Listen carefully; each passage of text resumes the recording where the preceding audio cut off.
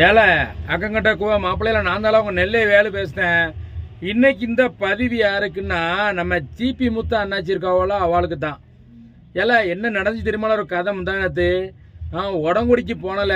உடங்குடியில் போயிட்டு ஒரு ஹோட்டலில் சாப்பிட்றதுக்காக போனேன்.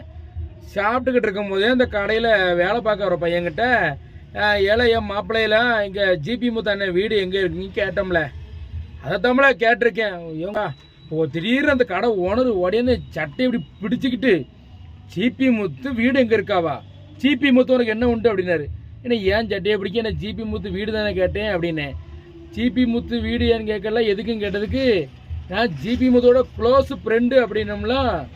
அந்த ஆளுக்கு டக்குன்னு கோவம் வந்துட்டு என்னன்னு கேட்டா, இந்த ஆள் ஜிபி முத்து அண்ணாச்சி ஒரு 1.25 வருஷம் இருக்குமா அந்த ஹோட்டலில் போய் ஒரு 8 இட்லி 2 வடை 4 பூரி பார்சலை கட்டிட்டு ரூபாயை கொடுக்காம ஓடியாந்துட்டாரான்.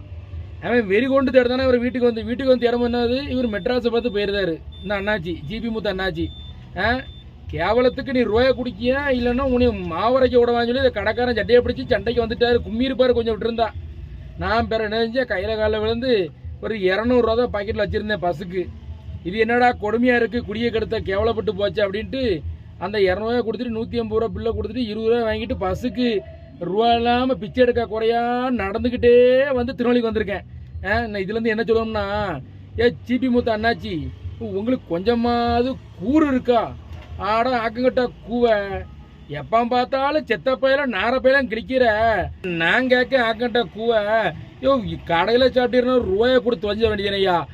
நான் அவன்கிட்ட ஒரு பெருமைக்காக நான் ஜிபி முத்து அண்ணாச்சி க்ளோஸ் ஃப்ரெண்டுன்னே. அவ்வளோதான். எனக்கு கேவலப்படுத்தி விட்டு தான் கடைசியில் உமரால ஒரு வடைக்கு ஆசைப்பட்டு க்ளோஸ் ஃப்ரெண்டுன்னு சொன்னது குத்தமாயா? உங்கள் ஃப்ரெண்டுன்னா கொஞ்சம் இட்லி கூட வைப்பான், சாம்பார் சட்னி அள்ளி ஊற்றுவான், ஒரு வடையை எக்ஸ்ட்ரா கொடுப்பாங்க, ஒரு பிட்டை எடுத்து விட்டேன் க்ளோஸ் ஃப்ரெண்டுன்னு. அதுக்கு இப்படி எனக்கு கேவலப்படுற மாதிரி வைக்க முடியலையோ ஜிபி முத்து. இனிமேல் போனிருந்தா அண்ணாச்சி சாப்பிட போனிருந்தா ரூபா கொடுத்து சாப்பிடுமியா தலையெழுத்து வேயில போவான்.